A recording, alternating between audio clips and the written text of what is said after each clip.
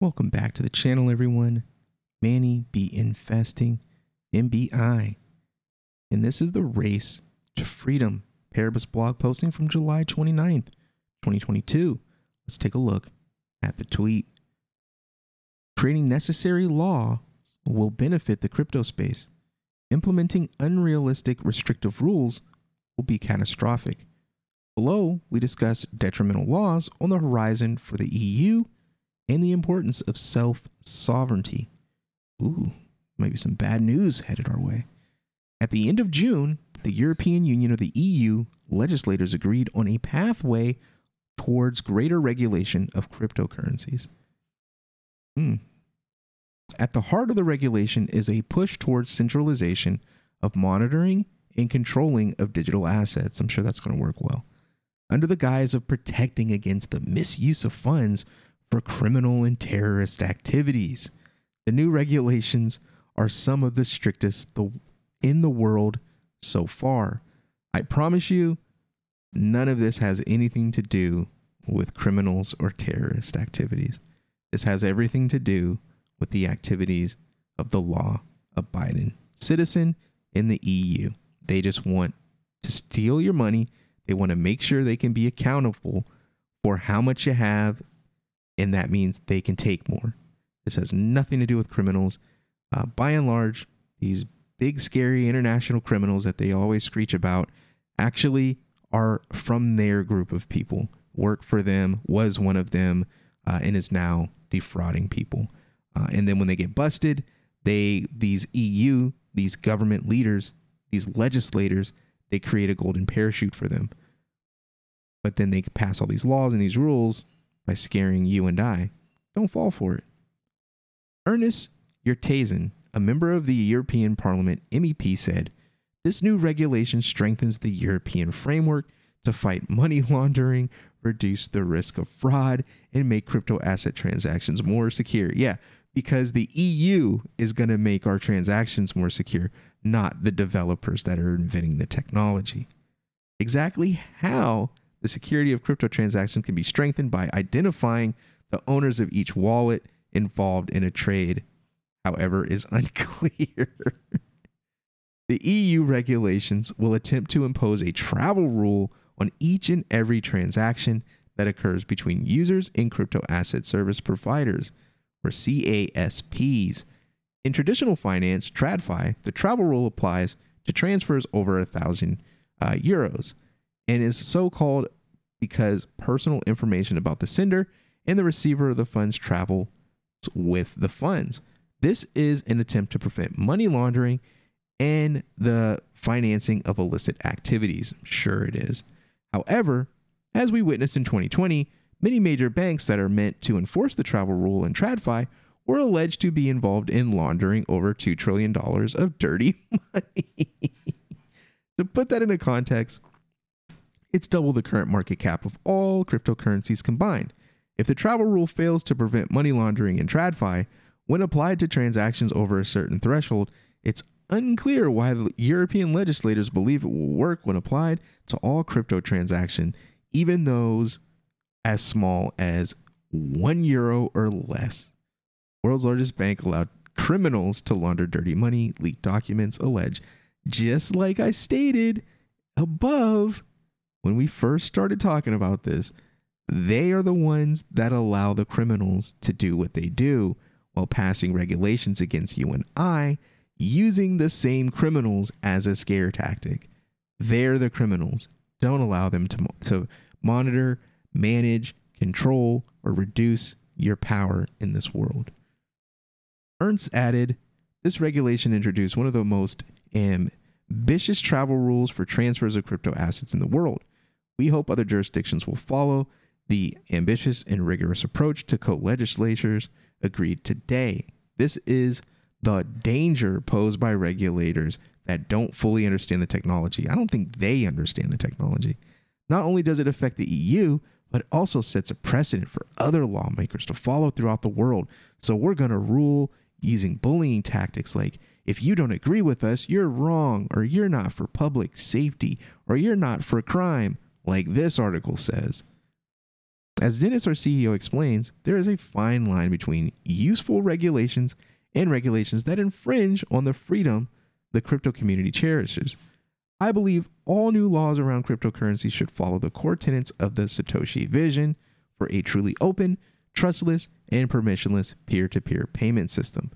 Finding regulators who know and understand why this is so important will be key to making the best decisions for the industry in the future of finance. Well, that's the problem. They don't like Satoshi's vision. They don't want that. They don't want trustless and permissionless. They want everything running through them so that they can decide when, what, and how they punish you for the things that they make up on the fly. You can't do that with Satoshi's vision. One glimmer of hope for the industry has come from a very unlikely source, the Financial Action Task Force, or the FATF. Yeah, because the ATF has been so great. A global money laundering and terrorist financial watchdog. The FATF describes itself as the intergovernmental body which sets international standards that aim to prevent these illegal activities and the harm they cause to society. But none of these organizations have succeeded in preventing any of these events from ever happening to anyone on the planet, which is weird because they exist and they get funding, but they can't stop anything. As a policy-making body, the FATF works to generate the necessary political will to bring about national, legislative, and regulatory reforms in these areas. Over the past few months, the FATF has begun to engage with the crypto industry and is, in some small way, starting to show signs of listening to some of our concerns. They have acknowledged that DeFi protocols are not CASPs. However, anyone with significant control over the protocol would still be classified as a CASP. This may only be a small win, but it's one that provides a window of opportunity for protocols that can move towards true decentralization in time. If the platform, application, or protocol is run by a decentralized autonomous organization, as Paribus intends to be, then it is free from one onerous burden of gathering information and the identity of everyone involved in transaction. Yeah, okay. It's wishful thinking, but to believe that a government is going to have control and then slowly over time, as you prove yourself, release said control is a fool to me. Sorry. Other companies within the industry are also working at breakneck speed to develop the technology that will automate know your customer and anti-money laundering AML compliance. One of our strategic partners, Photochromatic, is developing a way to comply with KYC and AML whilst enabling users to retain control over their data and level of disclosure. Yeah, sure that's going to work out. The government will have access to do a thing, and then they'll close their eyes and be like, okay, now you can go about your... No, that's not how governments work. As Wilson, our COO, explains, I think that thoughtful planning of new regulations can allow for a middle ground of centralization and decentralization compliance structures. This will require collaboration between forward-thinking lawmakers and experts in the crypto space. Solutions such as soul-bound NFT verification can be an excellent tool for creating KYC accounts, allowing individuals to only display and required information and remain pseudo-anonymous. Another worrying sign from regulators is the push to differentiate between self-custody wallets and centrally custodied wallets. We're seeing in recent difficulties when users were not able to self-custody crypto with the collapse of Terra's Anchor protocol, 3 Arrow Capital, Celsius, and more. When something goes wrong and you don't have self-custody of your crypto, you may never see it again.